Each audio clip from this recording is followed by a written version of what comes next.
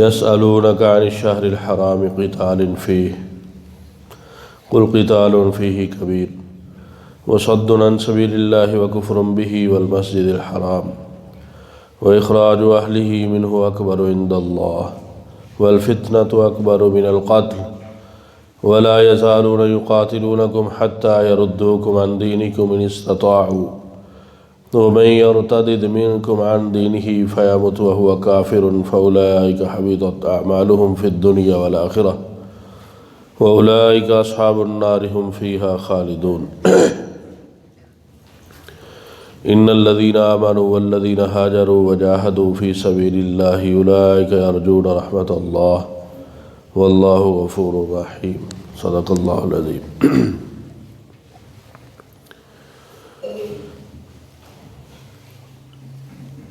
ان آیت مبارکہ کے اندر اشہر حرم میں جہاد اور قتال کرنے کا حکم بیان فرمایا۔ چند صحابہ اکرام رضی اللہ تعالیٰ عنہ مجمعین سفر میں تھے تو دوران سفر کافروں سے جھڑپ ہو گئی بغیر کسی منصوبہ کے۔ کافروں سے جھڑپ ہوئی اور اس جھڑپ کے دوران عمر بن حضرمی کافر مارا گیا۔ وہ مارا گیا تو کفار جب اپنے مشرکین مکہ پہنچے تو انہوں نے پروپیگنڈا شروع کر دیا کہ مسلمانوں نے شہر حرام کے اندر، یعنی جس مہینے میں قتال کرنا حرام ہے، ناجائز ہے، اس مہینے میں انہوں نے جو ہے وہ لڑائی کی ہے اور ہمارا بندہ مار دیا۔ اشہر حرم حضرت ابراہیم علیہ السلام کے دور سے 4 مہینے ایسے اسلامی کہ جن میں قتال اور جہاد جو ہے یہ کرنا ممنوع تھا، ممنوع سمجھا جاتا تھا۔ ذی القعدہ، ذی الحج، محرم اور رجب۔ تو یہ جس دن وقوع ہوا، صحابہ اکرام رضی اللہ تعالیٰ عنہ مجمعین ذہن میں اس دن تاریخ 29 جمادی الثانی کی تھی۔ ابھی صاف واضح نہیں ہوا تھا کہ رجب شروع آج ہو جائے گا یا 30 جمادی الثانی ہوگی۔ تو وہ مغرب کے وقت یعنی چاند طلوع ہو گیا، تو اس کو انہوں نے بڑا پروپیگنڈا بنایا اور بہت شور کیا کہ مسلمان تو ان مہینوں کا جو ہے وہ حیا نہیں کرتے، حالانکہ اللہ رب العزت نے اس مہینے میں قتال کو ممنوع فرمایا ہے۔ تو مفسرین لکھتے ہیں کہ یہ حکم پہلے سے چونکہ چلا آ رہا تھا، تو بہت سارے حکم ایسے ہیں، احکام جو پہلے تھے ہماری امت میں وہ نہیں ہیں، تو ابھی اس کے حرمت کا حکم نازل نہیں ہوا تھا۔ جب یہ سوالات اٹھنے لگے تو تب اللہ رب العزت نے یہ آیت مبارکہ نازل فرمائی کہ لوگ آپ سے پوچھتے ہیں کہ حرمت والے مہینوں میں جہاد کرنا کیسا ہے؟ تو اللہ تعالیٰ نے اس کے جواب میں فرمایا قل قتال فیہ کبیر، آپ ان کو بتلا دیجئے کہ ان مہینوں کے اندر لڑائی کرنا یہ بہت بڑا جرم ہے۔ آگے اللہ رب العزت نے 5 اسباب وہ ذکر فرمائے ہیں جو کافر کرتے تھے، تو اللہ تعالیٰ نے فرمایا کہ جو کام کافر کر رہے ہیں وہ اس کام سے بھی بڑے گناہ ہیں۔ وہ کیا ہیں؟ پہلا یہ کہ یہ مسلمانوں کو اسلام لانے سے روکتے ہیں، یہ ان ایسے مہینوں میں قتال کرنے سے بھی بڑا جرم ہے۔ دوسرا فرمایا وَكُفْرٌ بِهِ، یہ اللہ رب العزت کی ذات کا انکار کرتے ہیں اور اللہ رب العزت کے ساتھ یہ شرک کرتے ہیں اور اس کے ساتھ ہی شریک ٹھہراتے ہیں، یہ بھی اشہر حرم میں قتال کرنے سے بڑا جرم ہے۔ تیسرا فرمایا والمسجد الحرام، کہ یہ لوگوں کو، مسلمانوں کو مسجد حرام میں آنے سے روکتے ہیں، یہ جرم بھی اشہر حرم میں قتال کرنے سے بڑا جرم ہے۔ اور چوتھا وَإِخْرَاجُ أَهْلِهِ مِنْهُ أَكْبَرُ عِنْدَ اللَّهِ، کہ یہ جو مکہ کے رہنے والے مسلمان ہیں ان کو مکہ سے نکلنے پر مجبور کر دیتے ہیں، یہ بھی اشہر حرم کے اندر قتال کرنے سے بڑا جرم ہے۔ اللہ تعالیٰ نے پھر آگے واضح الفاظ کے اندر اس کو مزید واضح کر دیا، وَالْفِتْنَةُ أَكْبَرُ مِنَ الْقَتْلِ، اور فتنہ جو ہے یہ قتل سے بھی بڑا جرم ہے۔ اب فتنہ کی تشریح پہلے بھی گزر چکی ہے، لیکن مزید یہاں پہ کہ فتنہ سے مراد کیا ہے، تو ہر وہ کام جو شریعت مطہرہ سے دور کرنے کے لیے اس کو وہ شروع کیا گیا ہو، وہ فتنہ ہے، وہ خواہ کوئی بھی ہو۔ کسی کی یہ جو اسباب پہلے اللہ تعالیٰ نے ذکر فرمائے ہیں یہ بھی ہو سکتے ہیں، اور کفر اور شرک بھی اس سے مراد ہو سکتا ہے کہ اللہ تعالیٰ کی ذات کا انکار کرنا اور اس کے ساتھ شریک ٹھہرانا، یہ بہت بڑا فتنہ ہے، اور فتنہ جو ہے یہ اشہر حرم میں قتل سے بھی بہت بڑا جرم ہے۔ وَلَا يَزَالُونَ يُقَاتِلُونَكُمْ، اس میں اللہ رب العزت نے ذکر فرمایا 5واں اسباب کہ یہ تمہارے ساتھ لڑائی کرتے رہیں گے جب تک کہ یہ تمہیں اپنی پوری طاقت اور کوشش لگا کر واپس اپنے دین کے اندر داخل نہ کر لیں، یعنی معاذ اللہ یہ اس وقت تک تمہارے ساتھ ٹکراتے رہیں گے جب تک تم دوبارہ کفر میں شامل نہ ہو جاؤ، داخل نہ ہو جاؤ۔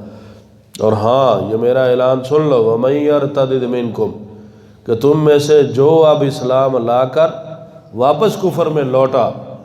حالانکہ ایسا ہوا نہیں ہے، یہ اللہ رب العزت نے قیامت تک آنے والے مخاطب تو یعنی صحابہ ہیں، لیکن آنے والی قیامت تک مسلمان وہ اس کا مخاطب ہے کہ جو شخص دائرہ اسلام میں داخل ہونے کے بعد کفر کے کسی بھی مذہب کے اندر داخل ہوتا ہے، جیسے آج کل بڑا شور کیا جاتا ہے قادیانی، یہ مسلمان یعنی وہ بعد میں مرتد ہوتا ہے، اس کا حکم اللہ تعالیٰ نے اس آیت کے اندر بیان فرمایا، وَمَن يَرْتَدِدْ مِنْكُمْ عَنْ دِينِهِ، ہاں جو شخص اپنے دین سے لوٹ آیا، یعنی اسلام کو اس نے چھوڑ دیا اور دوبارہ کفر میں داخل ہو گیا معاذ اللہ، اور کفر پر ہی وہ مر گیا، تو اس کے سارے اعمال دنیا اور آخرت کے وہ ضائع ہو گئے، فَأُولَٰئِكَ حَبِطَتْ أَعْمَالُهُمْ، اس کی ہر چیز ختم ہو گئی اور ضائع ہو گئی، اور اس کا انجام کیا ہے، اولئک اصحاب النار، کہ ایسے لوگ جہنمی ہیں اور اس کے اندر ہمیشہ رہیں گے۔ ان الذین آمنوا والذین ہاجروا، اللہ رب العزت کی آیت مبارکہ ہے کہ قرآن پاک میں جہاں کفار کا انجام بیان فرماتے ہیں وہاں مومنین کا بھی انجام بیان فرماتے ہیں۔ تو اس آیت مبارکہ کے اندر اللہ تعالیٰ نے ایمان والوں کی ان کو جو ہے ان کا انعام ذکر فرمایا کہ ان کی حالت کیا ہوگی، تو ذکر فرمایا کہ جو لوگ ایمان لائے اور انہوں نے ہجرت کی اور میرے راستے میں جہاد کیا، یہی لوگ میری رحمت کے مستحق ہیں اور میں بخشنے والا مہربان ہوں۔ یہ آیت مبارکہ اس سے بھی حضرات صحابہ کرام رضی اللہ تعالیٰ عنہم اجمعین کی شان جو ہے وہ واضح ہوتی ہے کہ یہی وہ لوگ تھے شروع میں جو ایمان لائے اور پھر اللہ کے راستے میں ہجرت کی، اللہ کے حکم سے اپنا مال متاع، زمینیں، جائیداد، ہر چیز کو چھوڑا کہ اللہ کا حکم آ گیا ہے، اور مدینہ کی طرف جو ہے وہ ہجرت فرمائی، اور پھر جہاد جو اللہ کا حکم نازل ہوا اس کو بہت خوشی کے ساتھ قبول فرمایا، اور بڑھ چڑھ کر جب بھی آپ صلی اللہ علیہ وسلم نے صحابہ کو جہاد کے لیے آمادہ فرمایا، ہر صحابی کی خواہش ہوتی کہ وہ جو ہے پہلی صفوں کے اندر جا کر جو کفار کے ساتھ ٹکرائے اور آپ صلی اللہ علیہ وسلم کی زبان اقدس سے نکلے ہوئے جو انعامات جو ہیں ان کا مستحق قرار پائے۔ تو اسی طرح جو ہے یہ اس آیت کے اندر اللہ تعالیٰ نے ان کی فضیلت کو بیان فرمایا۔ ترجمہ سن لیں، یسألونک عن الشہر الحرام قتال فیہ، اب یہ لوگ آپ سے سوال کرتے ہیں اشہر حرم کے اندر لڑائی کرنا کیسا ہے، قل قتال فیہ کبیر، آپ ان کو بتا دیں کہ ان مہینوں کے اندر قتال کرنا، لڑائی کرنا یہ بہت بڑا گناہ ہے، وصد عن سبیل اللہ، لیکن یہ بات ذہن میں رکھیں کہ روکنا اللہ کے راستے سے اور اللہ کی ذات وکفر بہ، اور اللہ کی ذات کا انکار کرنا، والمسجد الحرام، اور مسجد حرام سے لوگوں کو روکنا، وَإِخْرَاجُ أَهْلِهِ مِنْهُ أَكْبَرُ عِنْدَ اللَّهِ، اور مکہ مسجد حرام کے رہنے والوں کو اس سے نکالنا یہ اللہ کے ہاں قتل سے بھی بہت بڑا جرم ہے۔ والفتنۃ اکبر من القتل، اور فتنہ یہ سب سے بڑا جرم ہے قتل سے بھی۔ ولا یزالون یقاتلونکم حتی یردوکم عن دینکم ان استطاعوا، اور ہمیشہ یہ کفار تم سے لڑتے رہیں گے یہاں تک کہ یہ لوٹائیں تم کو تمہارے دین سے، اگر ان کے لیے ایسا کرنا ممکن ہو، یعنی یہ اپنی جان اور مال لگا دیں گے پورا کا پورا کہ کسی طرح یہ تمہیں ملت اسلام سے معاذ اللہ دوبارہ ملت کفر کے اندر لوٹا دیں۔ وَمَن يَرْتَدِدْ مِنْكُمْ عَنْ دِينِهِ فَيَمُتْ وَهُوَ كَافِرٌ، اور جو شخص لوٹ آیا تم میں سے اپنے دین سے بس مر گیا وہ اس حال میں کہ کافر ہے، فَأُولَٰئِكَ حَبِطَتْ أَعْمَالُهُمْ فِي الدُّنْيَا وَالْآخِرَةِ، ایسے لوگوں کے اعمال ضائع ہو گئے دنیا میں بھی اور آخرت میں بھی۔ وَأُولَٰئِكَ أَصْحَابُ النَّارِ، اور ایسے لوگ جہنمی ہیں، ہم فیہا خالدون، وہ اس کے اندر ہمیشہ رہیں گے۔ ان الذین آمنوا والذین ہاجروا وجاہدوا فی سبیل اللہ، بے شک وہ لوگ جو ایمان لائے اور وہ لوگ جنہوں نے ہجرت کی